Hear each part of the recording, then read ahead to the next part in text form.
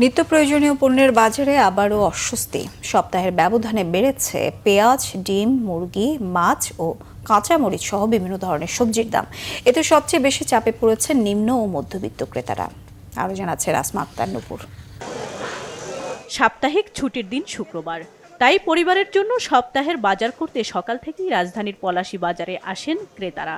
তবে বাজারে এসেই স্বস্তি হারান অনেকেই, কারণ প্রয়োজনীয় প্রায় সব পণ্যের দামই আগের তুলনায় বেড়েছে। সবচেয়ে বেশি বেড়েছে পেঁয়াজের দাম। সপ্তাহের ব্যবধানে বেড়েছে কেজিতে 10 থেকে 15 টাকা। সবজির বাজারেও নেই স্বস্তি। করলা বিক্রি হচ্ছে কেজি 120 টাকায়, বরবটি 120, বেগুন 140, কাঁকরোল 100 এবং পটল 70 টাকায়। আর কাঁচামরিচের ঝাঁজ যেন বাড়ছে প্রতিদিনই। কেজি বিক্রি হচ্ছে 280 থেকে 320 টাকায়। গত সপ্তাহে যেমন আমি পেঁয়াজ কিনছিলাম 45 টাকা, এই সপ্তাহে আসলাম 60 টাকা হয়ে গেছে। মাছের দামও তুলনামূলক একটু বেশি গত সপ্তাহের তুলনায়।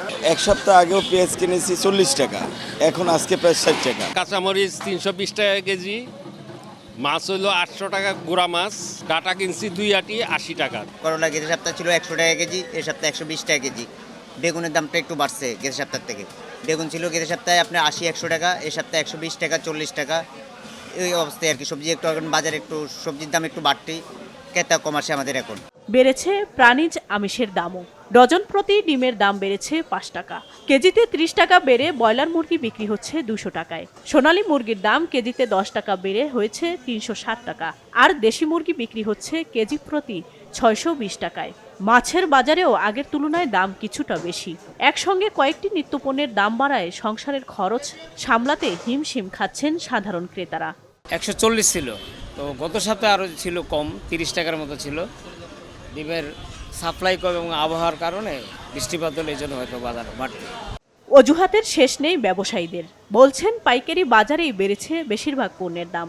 পাশাপাশি বর্ষার কারণে কিছু সবজির সরবরাহ কমে যাওয়ায় খুচরা বাজারেও পড়েছে এর প্রভাব। আমরা আড়ত থেকে যেভাবে কিনি ওইভাবে আমরা বিক্রি করি, এর উপর বেশি করে নির্ভর করে বিক্রি করি। গ্রাম অঞ্চলে ফার্ম তো দেখছে গাড়ি ঢুকতে পারে না, ফার্মের থেকে মাল বাইর করতে পারে না, ঠিক আছে।